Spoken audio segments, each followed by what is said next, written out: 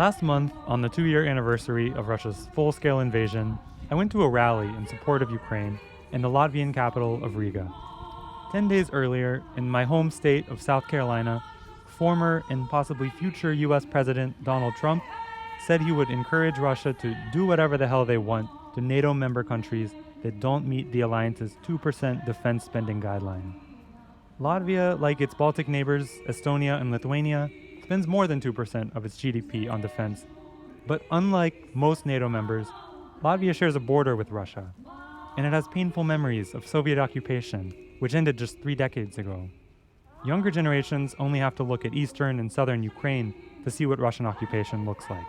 With the future of aid from Ukraine's largest military supporter in doubt, European officials and military analysts have been sounding the alarm about the risk of Russian aggression spilling over in the coming years. I wanted to know what it's been like for ordinary people in Latvia to watch Russia's invasion of Ukraine and how they're feeling about Latvia's own security. I'm Sam Brazil, Meduza in English's senior news editor, and you're listening to The Naked Pravda.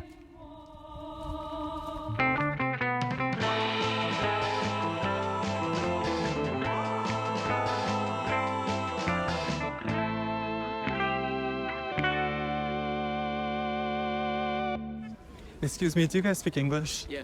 Are you Latvian? Yes. I'm a journalist. Could I ask you 2 questions? Yeah, sure. Okay, great. First of all, just why did you decide to come out despite the rain to this protest? It's what else can we do? So, What do you mean? Yeah.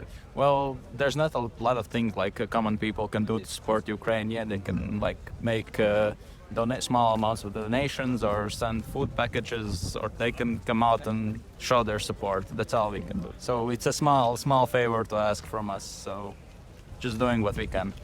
Do you remember 2 years ago, the moment when you learned about the full-scale invasion, how it felt, what you were doing?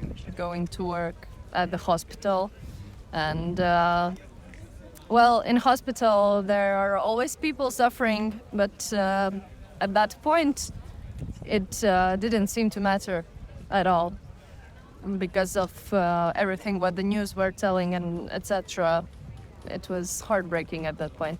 Yeah, grim morning. I was also at the hospital, and it was someone was reading the news, and we were like, hold up, what did just happen? And yeah, it was a grim morning. Mm-hmm. How are you feeling now about the future of the war, the security of the Baltic states? Are you optimistic or maybe nervous? At this point, it's gotten, how to put it, stale. There are some minor victories. Okay, minor is not a good word probably, but territorial-wise, minor victories, minor losses. Some fights won over there, some losses over here, and it's it seems like it's going nowhere, and those are just a lot of human lives lost. And at this point, I can't really imagine that someone can say, no matter how the war ends, there will be no victories, because just so many lives are lost. Mm-hmm. It's terrible. How do you feel about Latvia's security? At this point, pretty good, but 5 minutes ago, before you came to us, I was asking him, what would we do if war started here? And we would stay, I guess, because we're both doctors. We can't go anywhere, to be honest. In a war situation, we would be mobilized as well. So we have only hope that it won't come to us and that NATO and everything will do its work properly. But, you can never know. Yeah, well, I hope so too. Thank you very much. Yeah. Nice to meet you. Have a nice day. Thanks. Do you speak English? Yeah. Are you Latvian? Yes. Could I ask you 2 questions? Yeah, sure. Okay, the first is just why you decided to come out today in the rain to this protest. I think it's important just to show your support to Ukrainians and to show that you care for it. And I think rain is just a small struggle compared to everything Ukrainians go through right now for 2 years already. So. Do you remember where you were 2 years ago? Yeah, actually, I got COVID exactly on that day, and I remember opening the email, and I got the positive COVID test, and then I opened the news and learned that the war has started, and yeah, it was not a great feeling. I just felt so devastated because being stuck at home and seeing everyone going and protesting participating in like volunteer work, and you're just being stuck in home and not being able to support Ukraine in any way. That was quite hard. But like now we are here and we do everything we can. It's a really terrible day. Well, for Ukrainians mostly. Of course, yeah. How are you feeling about the future of the war and the security of Latvia and its neighbors? I feel positive about our security. I think it's fine since we are also part of NATO. But as regarding war, I think it will end. I hope really, really soon, because the longer it goes, the more countries see that Russia is a terrorist state, and something has to be done about it. And I think that the more it goes, the more we help Ukraine, and the war will end soon. Yeah, okay. Thank you very much. Are you from Latvia? No, I'm from Ukraine. You're from Ukraine. From Donetsk. I go away from Ukraine 10 years ago. Okay, I see. Donetsk was first in east of Ukraine. Yes. Did you come straight to Latvia 10 years ago? No, only 5. Before I was in Ukraine, but after that I looking for a job, and I have job in Latvia, and this is my fifth year here in Latvia. Yes. Okay, I see. How are you feeling about the security of the Baltic states? Do you think there's a potential the war could... Of course, I don't believe Russia, and I think and every day it's can be occupied, or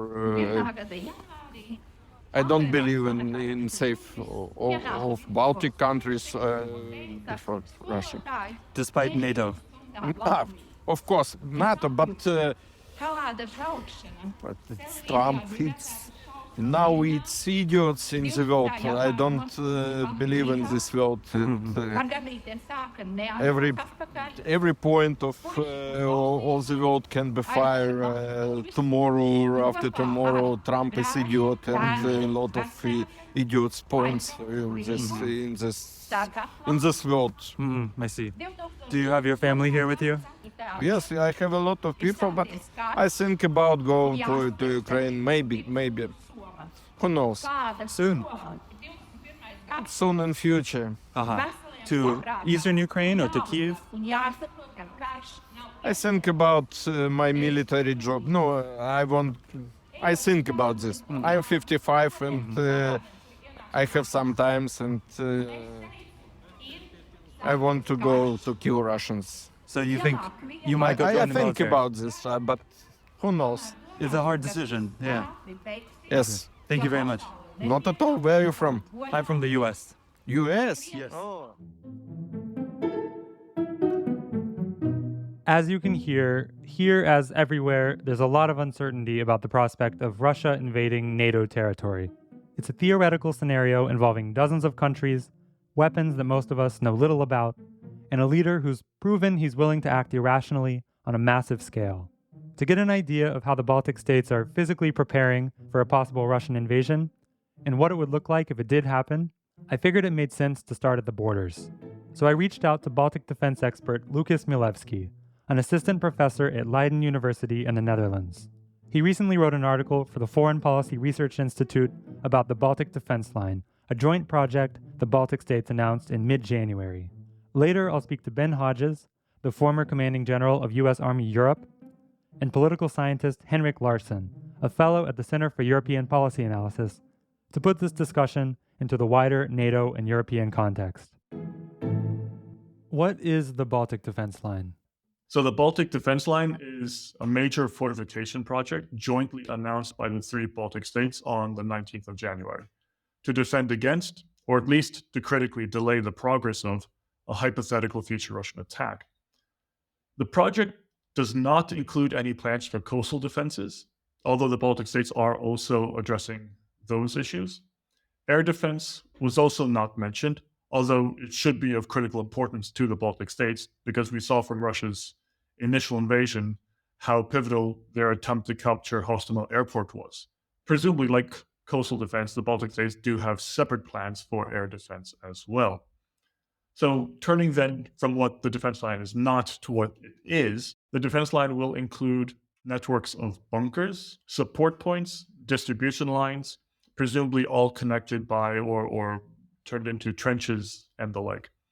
The bunkers, or at least the designs which we've seen highlighted so far, are anticipated to be able to house up to a platoon of soldiers at a time. That's about 10 soldiers. Estonia has released the most details so far and has said that it is planning about 600 bunkers along the border with Russia. Besides such infrastructure, the defense line will also involve mines, barbed wire, and anti-tank obstacles known as Dragon's Teeth. And these last we have seen substantial use of also in Ukraine as part of major Russian defenses. These elements, however, will remain predominantly in local storage and will only be deployed to the border in case of war or if war appears truly imminent. Anti-personnel mines may become a serious future possibility because there is some Baltic thinking or thinking about the defense line, which has led to some initial consideration of withdrawing from the 1997 Ottawa Treaty, which bans the use of anti-personnel mines.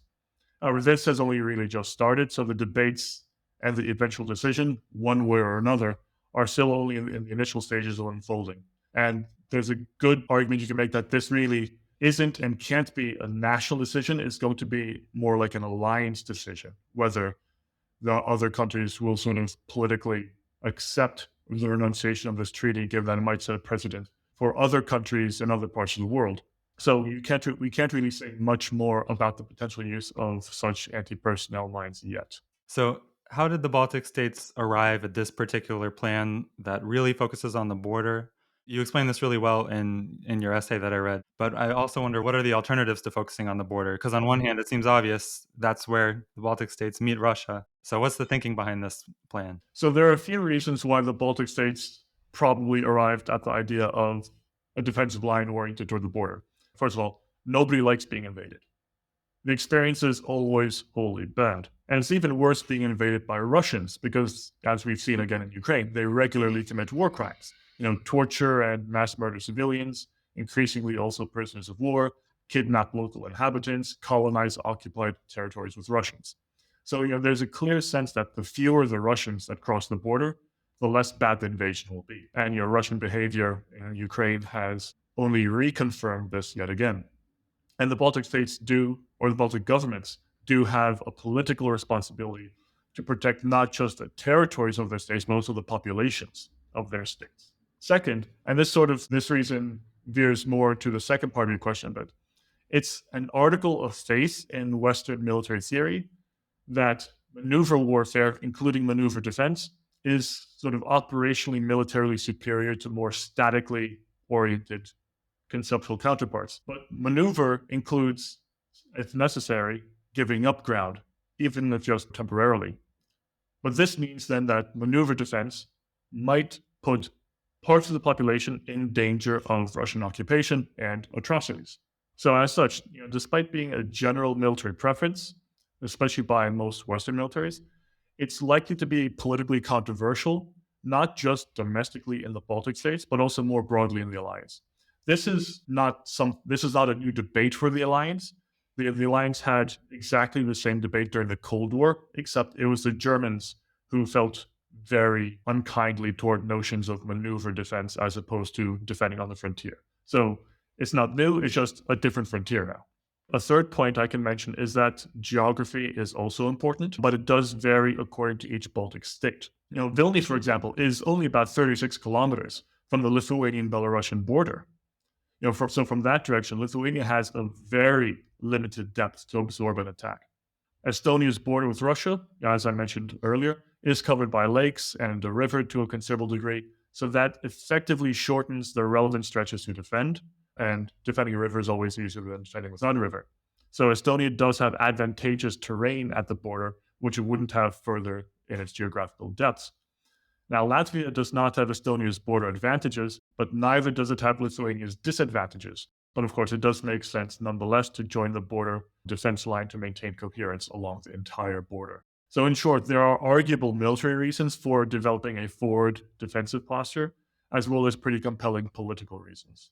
What are the biggest challenges in actually physically building this defense line, and maybe specific challenges that some countries have that others don't? So the defense line as a project does face a number of challenges.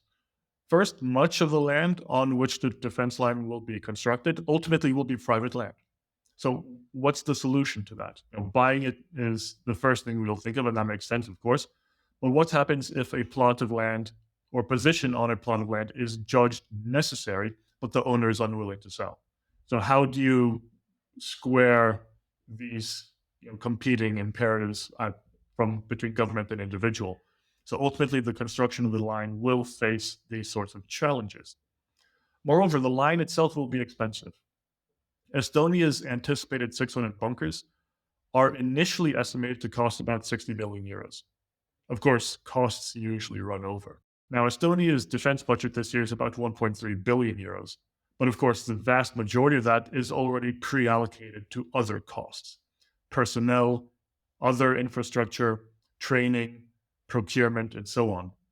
So even spread over the next few years, 60 million does represent a pretty substantial new procurement, which needs to fit financially alongside many other budgetary commitments. And then from my article, I calculated that assuming the same density of bunker placement as Estonia, Latvia may need to build up to 1,116 bunkers and Lithuania up to 2,758. The financial cost for these countries will clearly be higher. A final potentially relevant concern and challenge is information security. A bunker, even a bunker system, is less useful, not unuseful, just less useful, if its location is precisely known ahead of time. Because if it's known, it can be targeted.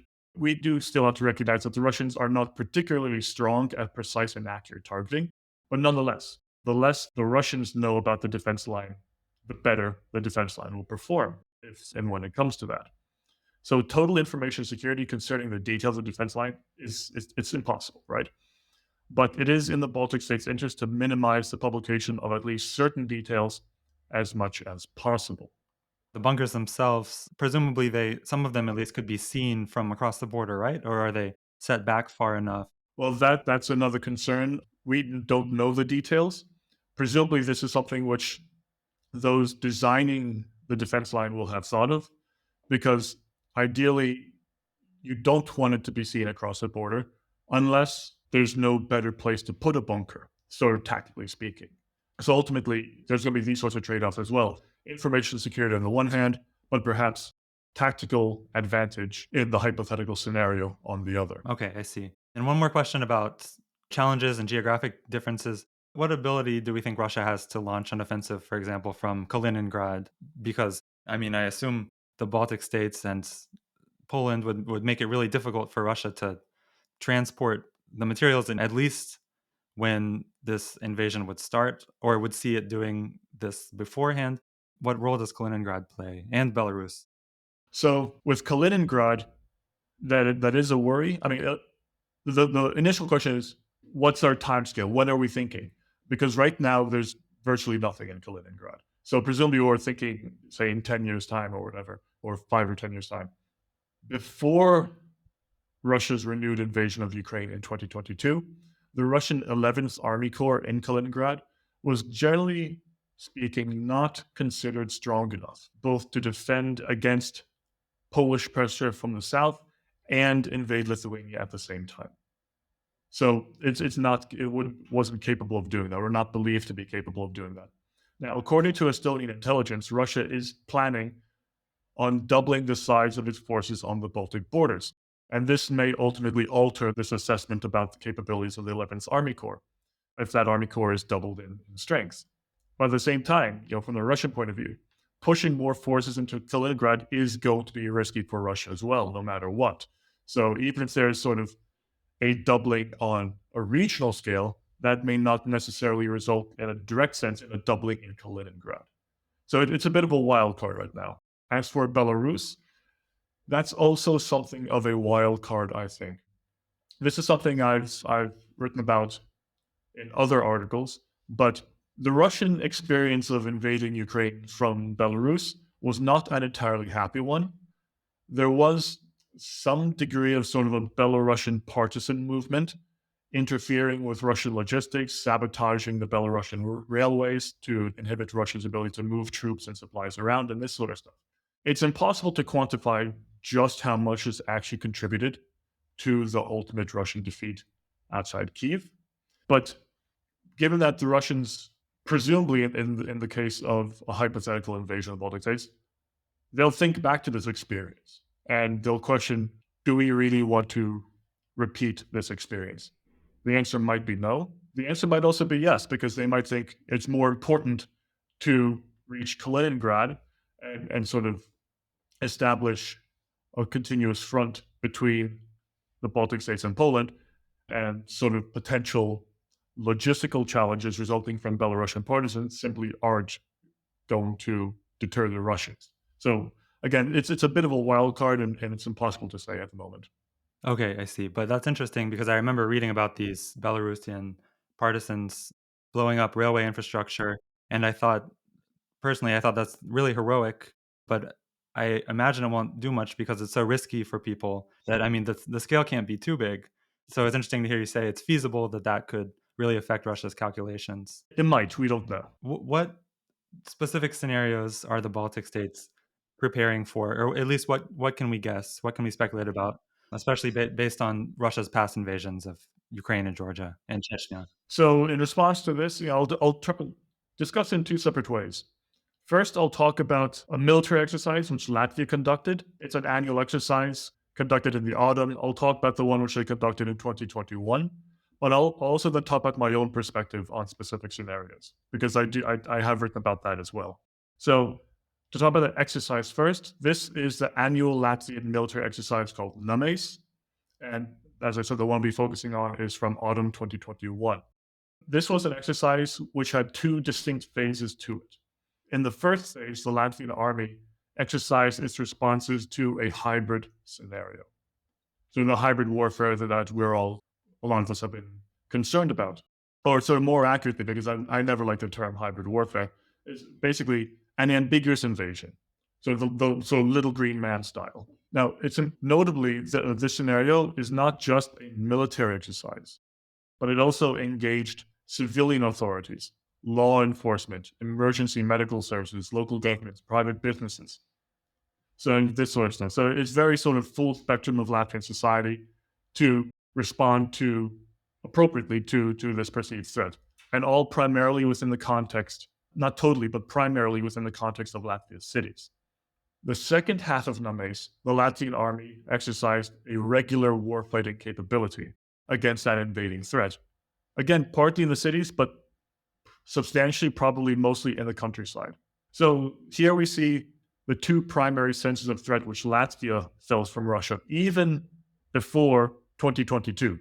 Yes, there's the potential of this ambiguous hybrid stuff, but a real invasion was considered possible even then.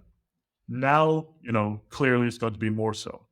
As for my own views, I laid out my own analysis in an article back in 2019 for the Lithuanian Annual Strategic Review. And here I discussed three potential scenarios. First, the sort of the ambiguous invasion scenario, then a limited invasion scenario, but overt invasion, and then a major overt invasion. For the ambiguous scenario, I don't believe it. It was a gimmick. It worked once in Crimea back in 2014, mostly because it caught the West off guard. They were politically on the back foot. They didn't know how to respond to it. We know what the end result of this ambiguous invasion is now, so it's not going to work again, because we'll respond to it effectively. Not unless NATO suffers a fatal loss of political will. And when and if there is a strong NATO reaction to the sort of ambiguous invasion, it then forces an unfavorable decision on the Russians. Either they escalate to try to get out of a disadvantageous situation, or they back off and lose credibility with any potentially willing agents or proxies. It doesn't make sense, because it would not still provoke a major and armed NATO reaction without giving the Russians any advantage. So then we turn to the second plausible scenario, which is a limited overt invasion. But this has the same basic problems, and more besides, because it's not even pretending to be ambiguous, but because it's limited, it's not being done in a way to guarantee military success. So it's too much of a political and strategic gamble. So then that leaves the third invasion, or the third scenario, which is major invasion. Because only major invasion has the qualities which presents at all a favorable scenario for the Russians, most notably military strength. Because if Russia is going to offend the entirety of the NATO alliance, it better do so in real force right from the start, because war occurs almost no matter what.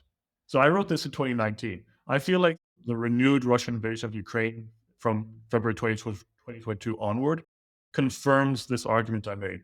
They went in, at least in part, because they got frustrated that their subversion and the original ambiguous invasion had not and were not working in the way they wanted them to work.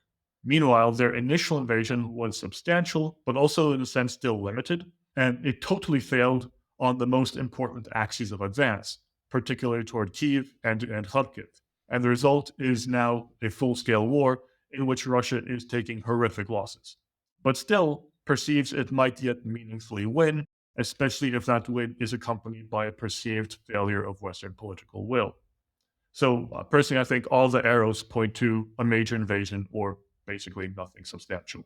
So in the wake of Donald Trump's comments suggesting he's skeptical of NATO, he might not come to the aid of countries that don't pay their 2%, which, correct me if I'm wrong, but all the Baltic states do pay well above the 2% threshold, right? But of course, they're the most vulnerable, it seems. So it's clear why they would be the most worried about this. How worried do you think they are? Because I had the chance to talk to Estonia's defense minister at the defense ministers meeting in Brussels a few weeks ago. And, one-on-one, he was insistent that he's not worried. He totally trusts NATO. The U.S. is have Estonia's back. I'm quite confident that U.S. will remain as a member of NATO, because U.S. needs European allies as much as European allies needs U.S. So it's a two-way traffic. It's not one-way traffic, because we are together in many missions. We are making a great cooperation with U.S. and it's beneficial for both sides and for all the allies. So this is why, and also looking into the history. So when you take the last presidency of Donald Trump, we saw a very solid footprint of U.S. troops here in Europe. So I do not believe that there will be some major shift. But the mood of the whole meeting was, panic a little bit, it seemed to me. So what's your assessment? It's hard to say. So I'll mention a few things here. Trump obviously is worrisome, but he's not president yet, and hopefully won't be. Nonetheless, despite being a private citizen, he does hold the Republican Party substantially in his thrall. And the Republican Party itself has been, even independent of Trump, has been somewhat and perhaps even substantially compromised by the Russians and Russian money already for a number of years. And Trump, of course, is also under substantial legal pressure for at least some of the many crimes which he is accused to have committed, and which I, again, personally do believe he is totally guilty of. So the end result, this picture does look worrisome, yes. But it's also hugely dynamic because all of these things are in play. And if we look at the Trump administration of 2016 to 20, he was also fairly negative toward NATO then, but that did not translate into substantial effects on the ground. Whereas those years sort of in practice were some of the years of greatest American support for Baltic defense in terms of the presence of American units exercising with Baltic units in the Baltic states and so on and so forth. So it's hard to say. My sense is that probably most interested third parties, obviously the Baltic states among them, are currently in a mode to wait and see what happens because of how dynamic the American political scene is at the moment, and hoping for the best and perhaps needing to prepare for the worst. In the scenario where the U.S. pulled out of NATO or somehow wasn't coming to the Baltic states' aid, would there be appetite in the Baltic states among populations for giving up any territory to prevent a really bloody war? No, not at all. There's for a couple of reasons. There's no appetite for certain territory. First of all, where does it end? Narva or Razikne today, tomorrow Tallinn or Riga, and then thereafter maybe Berlin. Why not? And if you're willing to threaten a peace, why should the aggressor stop? Moreover, it's fundamentally stupid because it requires trusting Russia. And Russia has repeatedly proved, at least over the past decade and a half, if not longer, that trusting Russia is the wrong policy choice. And if we listen to the Russians, they have repeatedly said that they are at war with the West. So why should we give anything gratuitously to them? Moreover, historically speaking, the Balts in particular already know what Russian occupation is like from their own history in the 20th century, which is to say, filled with atrocities and Russian colonization. And we see that the Russians really haven't changed today. And back in 1939, 1940, the Balts did not fight, and that changed nothing. The Baltic states are still occupied, they are still annexed, atrocities were still committed, Russian colonization was still committed. So there's a distinct attitude in the Baltic states of never again. The Balts would find the idea of surrendering anything to the Russians to be morally outrageous. As a good anecdote, which I heard from a Lithuanian colleague a number of years ago, there was a naval exercise in which there's a Lithuanian ship, an American ship, and somehow communications with their national governments is cut, and there's an incident with a Russian ship. The Lithuanian response, I don't remember the exact details of what was happening in the scenario, but ultimately the Lithuanian response of the commander of the ship and of the crew was to start shooting at the Russians. The Americans, of course, were appalled by this, but this is very much an indication of this idea of never again. If the Russians are a threat to the degree where they are invading or poised for invasion, the only appropriate response is to shoot back.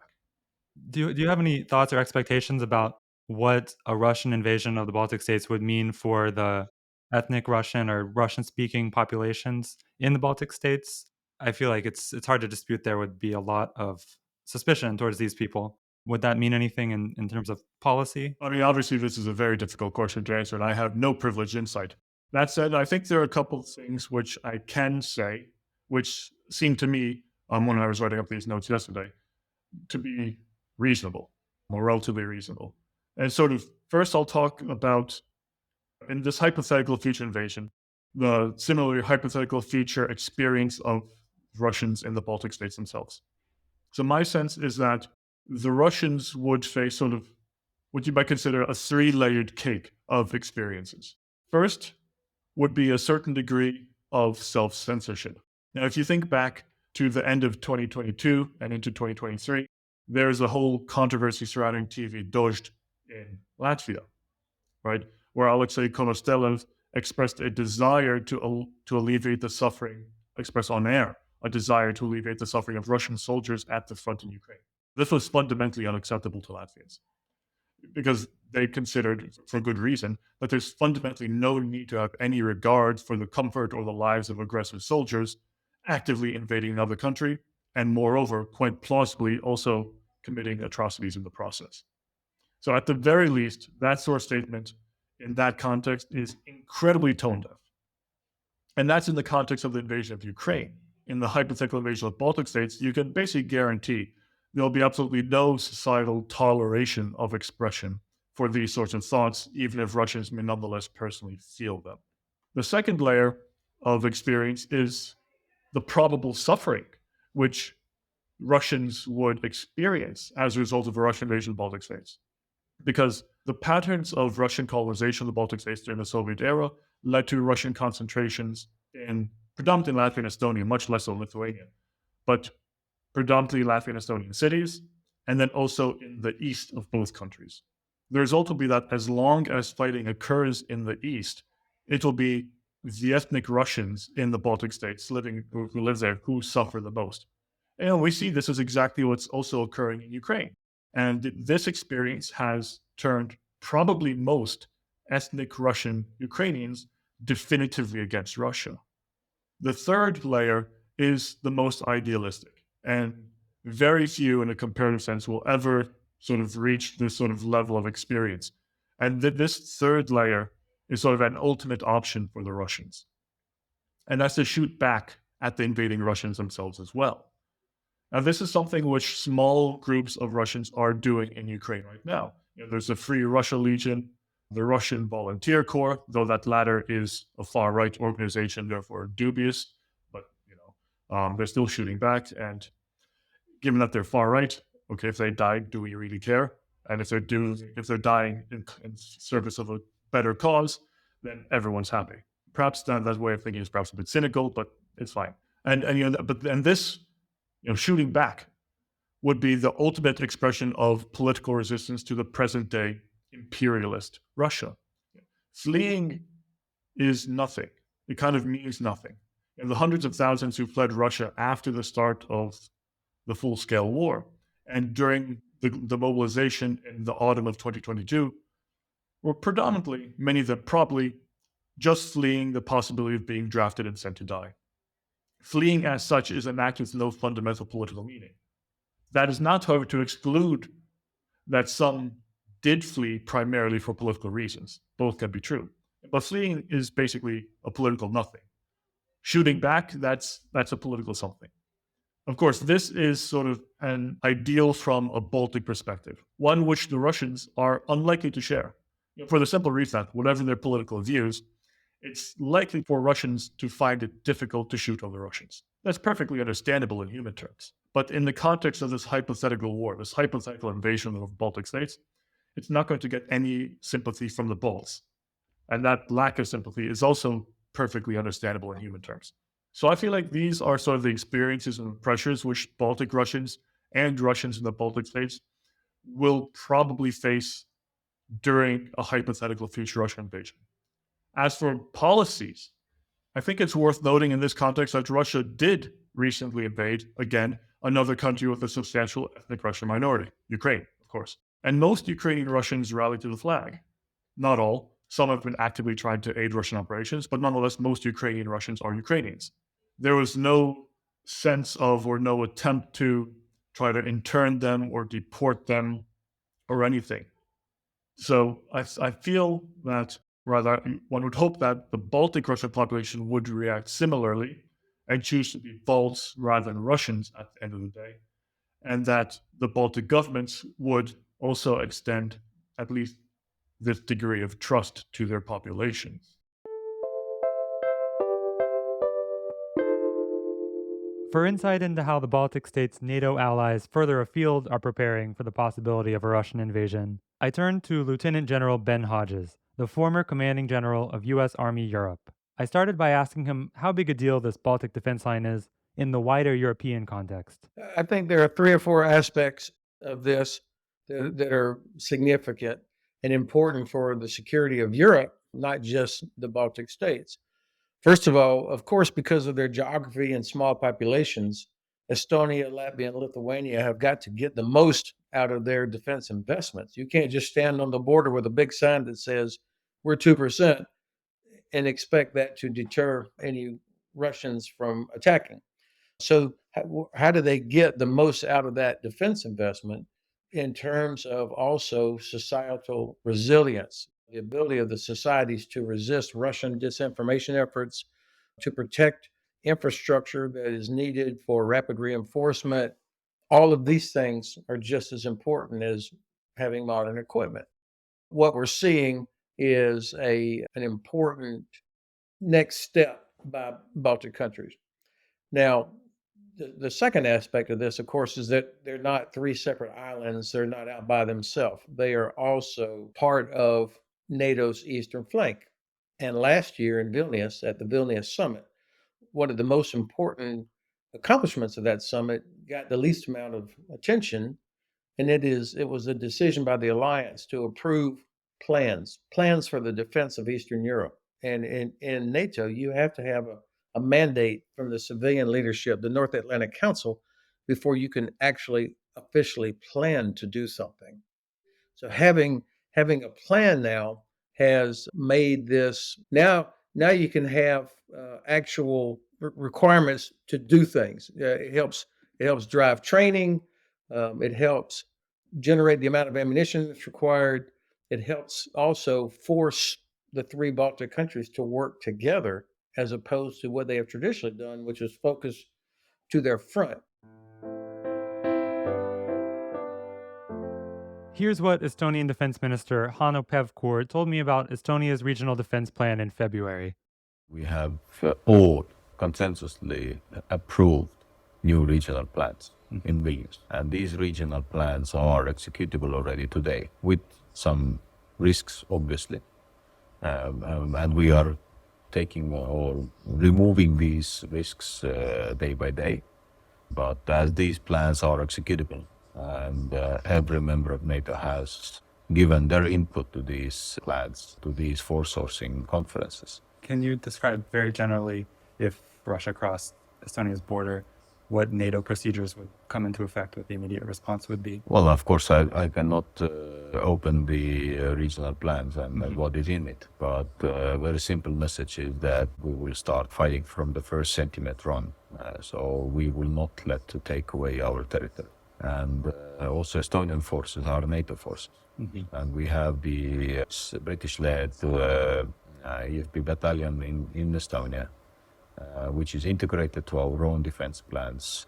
And we have Brits as a framework nation allocating one special additional brigade to protect us, to defend us. And the very simple answer is that there will be execution button for the regional plan. So simple it is. The third big piece of this, of course, is, as I mentioned, the plans drive requirements.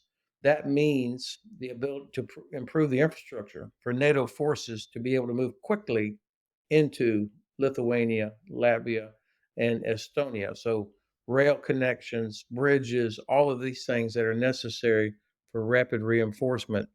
This is a big deal.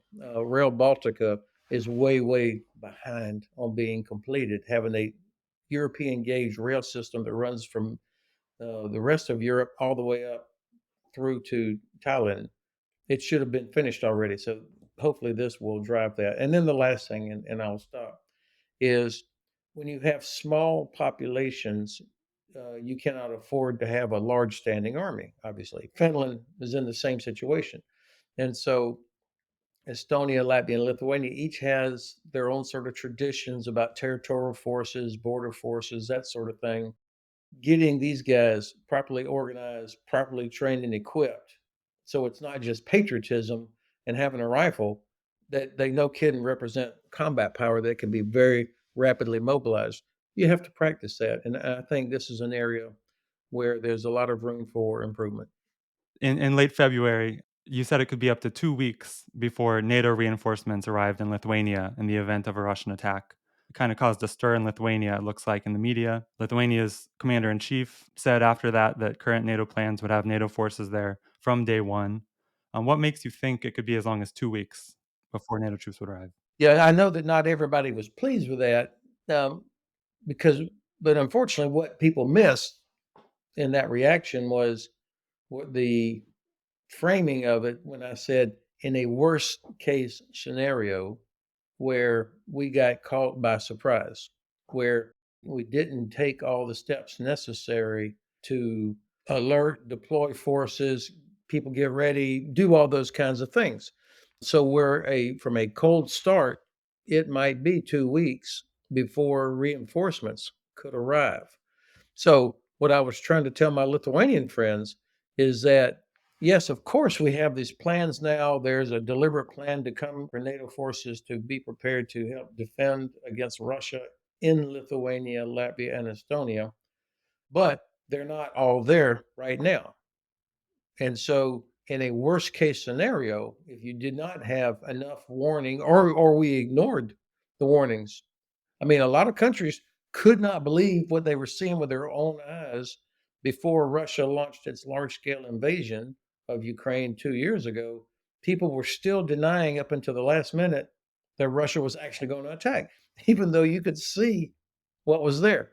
So that's what I was trying to convey is in a worst-case scenario where you have to have recognition of what's happening and then political decisions to start moving things. I mean, in a pre-crisis scenario, the military doesn't automatically get access to Deutsche Bahn, the rail network, to start moving tanks. There's a process. And so recognition, then decision, and then start movement. And it is still very difficult to move stuff up into the Baltic region through this famous Suwalki corridor between Kaliningrad and Belarus. So the sooner you can get a decision, the sooner you can start moving. So yes, it's true that NATO is defending from day one, but in terms of forces on the ground, there may not be any additional force there for up to perhaps even 2 weeks. I mean, Poland is not going to release any troops from Poland to go up there because if they see Lithuanians being attacked, then they're assuming they're going to be attacked also. So, what will be in Lithuania, of course, is a very good large German brigade beginning by 2026, 2027. It'll be the biggest, best brigade in the German Bundeswehr, plus 2 U.S. battalions on top of what Lithuania has. But are the Lithuanians prepared? Is the civilian population prepared? Do they have enough ammunition and fuel? Is the civilian workforce prepared for maybe even as much as 2 weeks before additional reinforcements, ground reinforcements? Of course, the Air Force is there immediately. So thanks for giving me a chance to explain that because I know the defense minister and some others are not happy I said that, and same thing from Latvia. But my job is not to tell people make them feel good. My job or my goal is to help people do what's necessary to demonstrate that they're prepared. That's the best way you prevent a conflict from ever happening. Do you see that recognition? Have things started to change? Do you think European leaders are recognizing the threat a little more? Yeah, absolutely. I mean, look, our great alliance has done so much over the last few years of transitioning from this blissful, we're in NATO now, we don't have to do anything, to a recognition that Russia will use multi-million dollar precision weapons against civilian targets. And that, and the Russian leadership talks openly about Russia has no borders, and that this, and so people are realizing, like, man, we have to get serious. It's not just about 2%. It's about actual trained and ready formations and resilient populations and, labor for transportation and water and power generation will be very vulnerable to Russian disinformation efforts. So this is all part of a total defense effort. And, it's hard and expensive to do big exercises to alert all your reservists and have them come out for 2 or 3 days because they all have jobs. So that's disruptive. And I think our civilian leadership, yeah, if they speak candidly to our population like adults, most people will accept and understand it. So in January, you told Lithuanian media that Russia could be ready for war with NATO within 3 to 8 years. That was just a couple months ago, but has your assessment changed at all since then?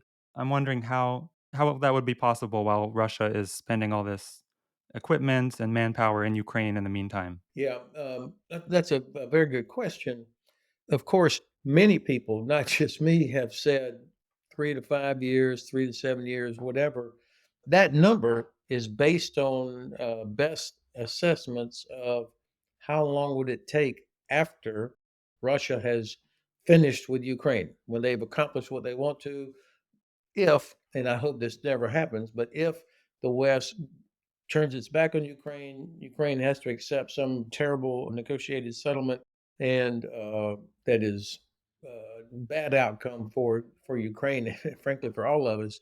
And then Russia can redirect its attention and start rebuilding its forces for next steps, which would be, in my view, an attack against a NATO country. Or it might be Moldova, or it might be Georgia. The point is, nobody serious, no serious person should believe for a second that Russia is only wants Crimea, that they'll be totally satisfied if they get to keep Crimea or the Donbass. Hey, we're good. Nobody believes that. And so we should be serious about first helping Ukraine defeat Russia. But if that fails, then we should be serious about Russia coming west next. Now, unlike when I was a lieutenant in West Germany back during the Cold War, where we expected this huge, big red arrow going all the way across West Germany. I mean, we know that was the case. I mean, we know what their plans were back in the 70s and 80s. Now, the objective would be to break NATO, to demonstrate that the alliance is not willing, that not every country in the alliance is willing to come to the rescue of a small Baltic country if Russia threatened to use a nuclear weapon. So you can imagine this is a scenario, not the scenario, but a scenario where an attack into Lithuania or Latvia. And then after a couple of weeks, they stop and they say, NATO, do you really want to get into a nuclear war over this piece of Latvia or Lithuania? We're there just to protect the poor Russian speaking minority in Latvia anyway. Are you really sure you want to get into a nuclear conflict over that? And so if NATO said, well, and started hesitating, then Russia would have effectively broken the alliance, which would be their number one objective.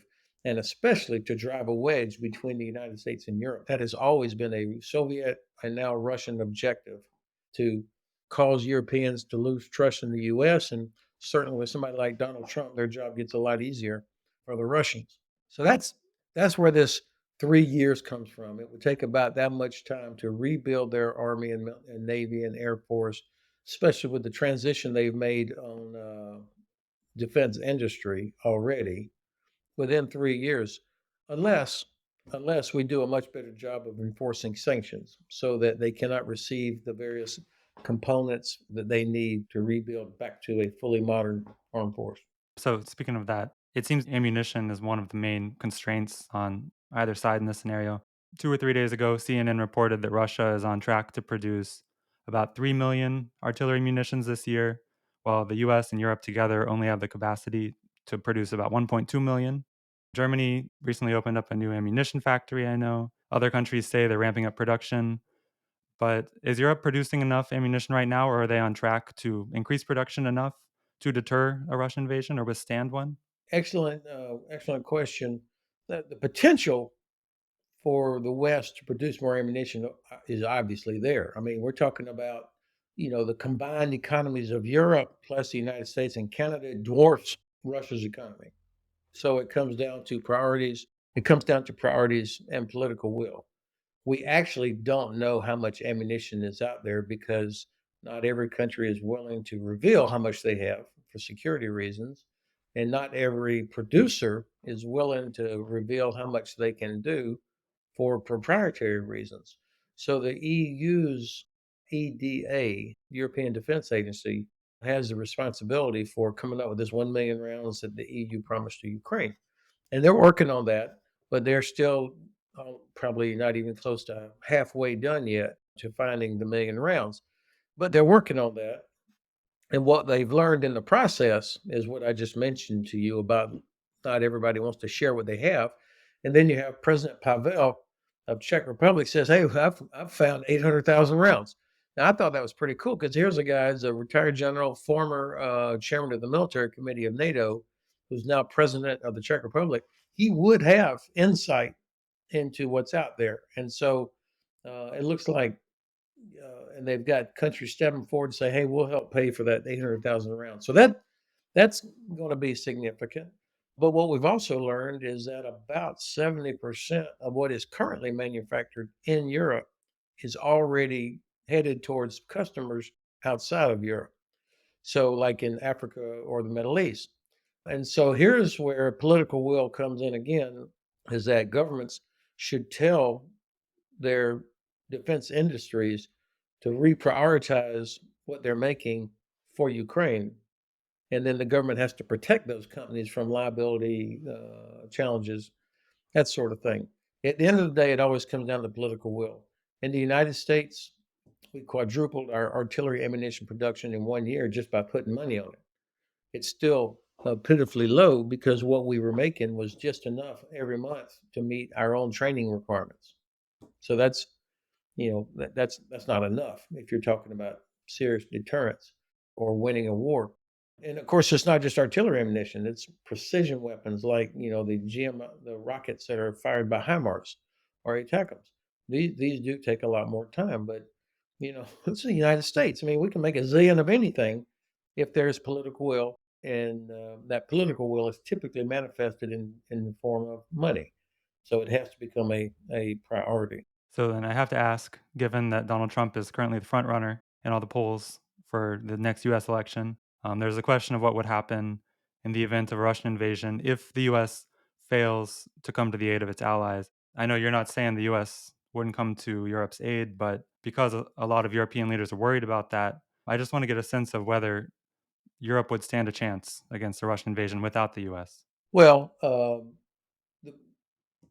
yes, if they all, again, combine their enormous economic capacity, their populations. I mean, it would require Europe to really do a much better job of working together. When you think about, I mean, you know better than me that the population of Russia, 140, 135 million, but that's across the entire Russian Federation. And I think that with sanctions, their defense industry is not able to produce the quality of what it used to produce. They have lost so much. A third of the Black Sea Fleet is at the bottom of the Black Sea now. Air Force, they've lost so many high performance aircraft because the Air Force is actually not that good as an institution. So there's no reason why Europe could not, in most every category, defeat Russia, stop Russia. But that would require a level of cooperation that is not typical. That's why U.S. leadership inside NATO and reliance on the U.S. has always been so important, because then these differences between I mean, think about it. Estonia, Latvia, and Lithuania each has different vehicles. I mean, they don't automatically just kind of work together on a lot of different things. So these are the kind of things that would have to be fixed. Of course, the biggest shortfall will be nuclear deterrence. France has a nuclear capability.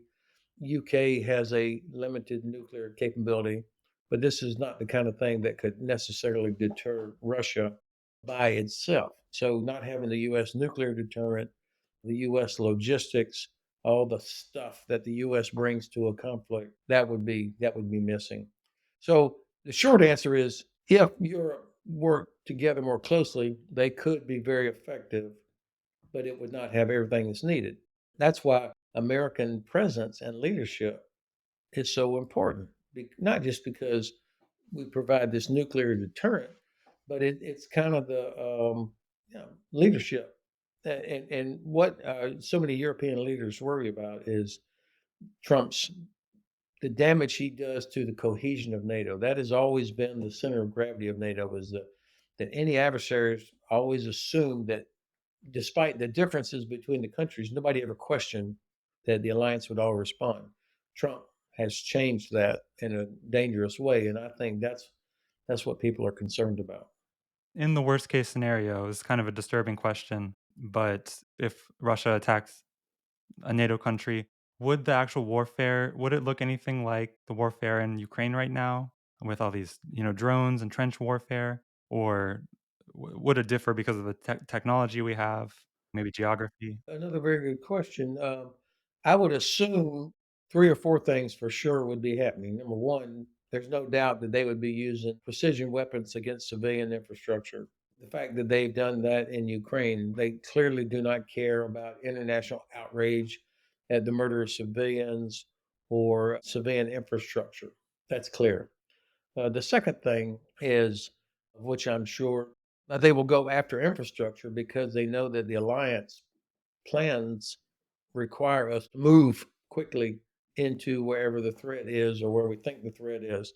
So that means airports, seaports, rail, power generation, all of these things will be targeted. And we don't have enough air defense right now. You can be sure they'll do a much better job of using cyber than they did before against Ukraine. That will be part and parcel to disrupt communications and navigation and the things that we depend on over our networks. I would anticipate that there would be a lot of disinformation efforts to create unrest in populations. I alluded to, Russian-speaking ethnic minorities in certain Eastern European countries that would be targeted, and then to create the justification for Russia having to go in and help these poor people that have been left behind. I mean, this is the language that's out there a lot. I would anticipate that undersea cables, pipelines, that sort of infrastructure that we depend on in the Atlantic and in the Baltic region and elsewhere would all be targeted as part of this effort. So, in other words, all the different things that mitigate or neutralize our advantages. And then, of course, we would not get months of warning. They would not want to give us the chance to start mobilizing and moving stuff around. But yes, I would expect to see on the actual battlefield that kind of violence and drones. They will have learned a lot from their experience in Ukraine, and hopefully we are. Clearly, you think there's a lot of work to be done. How worried are you about the possibility of this happening in the next, even in the next decade? Well, it depends on the U.S. and Germany, I think. If we allow Ukraine to be defeated or forced into a terrible negotiated settlement because we, the West, led by the United States and Germany, failed to give them everything they need, failed to make sure that Ukraine wins, then I think the risk begins to go up. And then if American commitment to Europe is not ironclad, crystal clear for sure, I think the risk goes up. But if the United States does what it has always done, which is to make it absolutely clear that we are committed, that we have troops here, we have capabilities here, we have ready nuclear forces, all the things necessary, despite what's going on everywhere else, then I think the chance of Russia making another terrible miscalculation goes way down. With so much hinging on political will, I thought it would be a good idea to speak to a political scientist. So I reached out to Henrik Larsen, a fellow at the Center for European Policy Analysis who studies NATO and EU-Ukraine relations. How concerned do you think European leaders are right now about the prospect of a Trump presidency? I think actually they're quite worried. I don't think they actually know how to interpret him, but I think this time round he will come into office probably wanting to realize his election promises more than in the first round, where like in the first term where it was quite chaotic everything. So I think this time he probably means it more seriously than last time. You know, there's Heritage Foundation 2025 document, although he did not formally commit to that one. It would seem that he somehow subscribed to this. All this to say that he probably is more bent on having a lasting impact on U.S. foreign policy and the U.S. foreign policy establishment this time round. You can highlight here too that there are some indications from Trump's advisors. Security advisor called Kellogg was out. He said that we want to have what he called an adult discussion about NATO. So if you don't contribute the 2%, you cannot count on U.S. support. And we also want to delimit your access to trainings and equipment purchases. So could be some two-tiered NATO, where those who pay 2%, who spend 2% of defense, will have Article 5 and thus U.S. protection, and those who do not, it's uncertain whether the U.S. will come and protect them, and what will be their status in case of a Russian attack. I would be particularly worried. I would be Norway, Germany, Bulgaria, and Denmark, because they are countries exposed or relatively exposed to Russia geographically. So they should be most worried about Trump's and his advisors, what they have said. In a recent paper for Eastern Europe Studies Center, you argued that, tell me if I mischaracterize this, but you argued that while it's important that European NATO member states meet the 2% defense spending target so that they don't give Republicans in the US a reason to not come to their aid, equal attention should go to their material contribution to NATO and whether their investments are realistically preparing them to deter and defend against Russia on the ground. Is that right? Yeah, that's great. I mean, one thing is the symbolic value. So what impact does European underspending have on the US domestic landscape? To what extent does it empower Donald Trump and the America First camp? So this like symbolic. And then you have the material matter. How much, if the Europeans don't spend enough on defense, are they then able to defend against Russia? And I have to think in a two-front war or maybe a three-front war, if you count in Iran in the Middle East, if the US is bogged down elsewhere. And then it doesn't matter if you have Trump as president or Biden as president, because there is a limited amount of US troops that you can realistically commit to great power war. And if the Europeans are not able to defend against Russia, then you might have a problem here in terms of you have three countries, anti-Western countries, Iran, Russia, China. Pretty clear about they want to revise the Western-led global order. I think you can say this is what they want to do. They have said they want to do it, and their actions indicate the same. So if there will be a chance of doing that, I think that we might have a greater global conflict in that sense. So this is what NATO needs to prepare for. And you can say, in addition to that, it is embarrassing for Europe if it cannot defend against Russia. It is a rather weak, economically weak country. I know it is a great population and it has nuclear weapons, but if Europe cannot, but the GDP is the size of Italy, right? So if Europe cannot agree then to invest enough and and pool their resources to defense against Russia, it is embarrassing. What are the main political challenges to Europe doing this right now? Is it just because this threat doesn't feel real? Because here in the Baltics, it seems to me most people really, really, are aware of the danger of Russian invasion. Yeah, I mean, for some countries, it's still not in, they don't see a national interest in supporting Ukraine. That's why you have the reluctance or the slow, lack of enthusiasm to supply weapons. So there is not a sense of urgency, I think, not in Italy, France.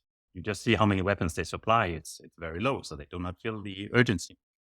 And you can say here the expert community that I also belong to, they have failed somehow to articulate to populations why supporting Ukraine and why NATO defense is in the national interest. There's still a big gap between what the voters think and what the experts say, or what most experts say.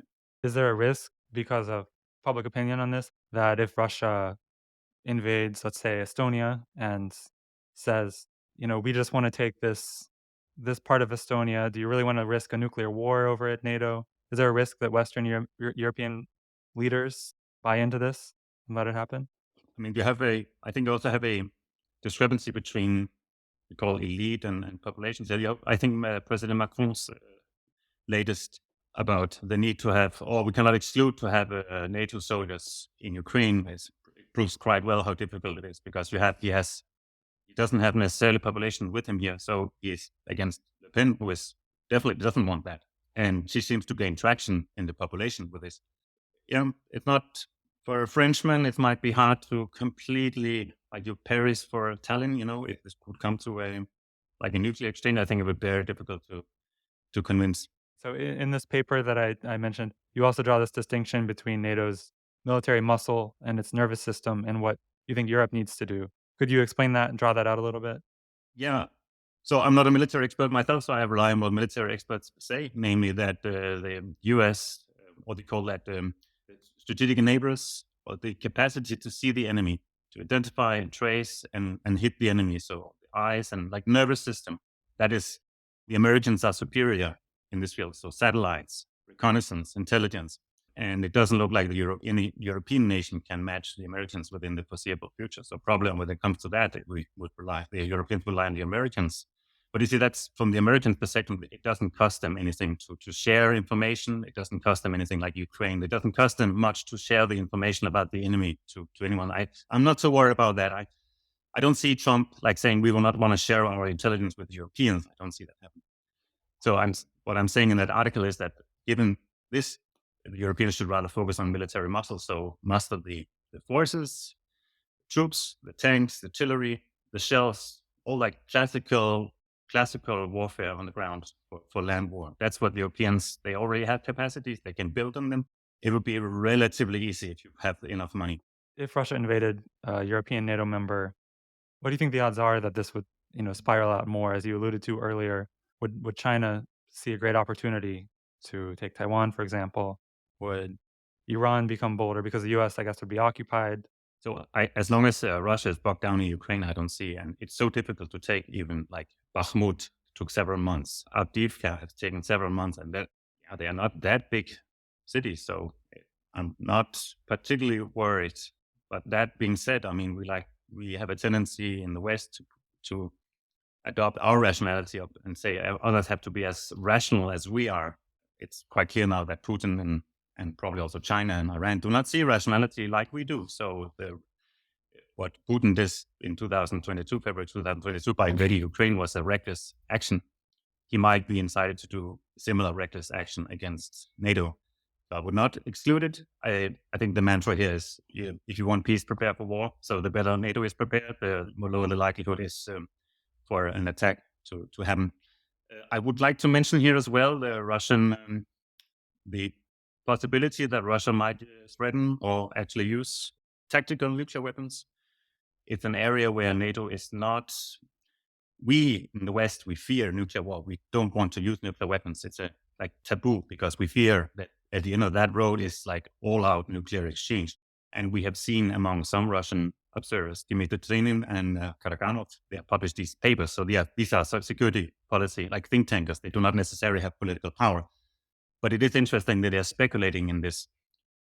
They are saying basically NATO is afraid of nuclear war. We have to exploit that. We have to maybe introduce the nuclear weapon. So not strategic nuclear weapon, but tactical nukes in a way that we maybe can have a military advantage or can be used for political coercion. So let's say Russia manages to invade a part of Estonia and then wants to hold the territory and tells NATO, if you try to take back the territory with conventional forces, we will use nuclear weapons. And then you might have a NATO that is paralyzed because some members would say, we do not want to risk like Paris or Tallinn, as we talked about earlier.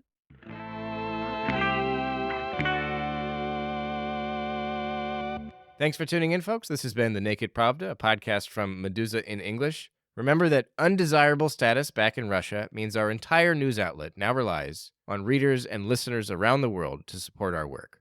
Please visit our website for information about how to become a contributor with one-time or recurring pledges. Thanks again. Until next week.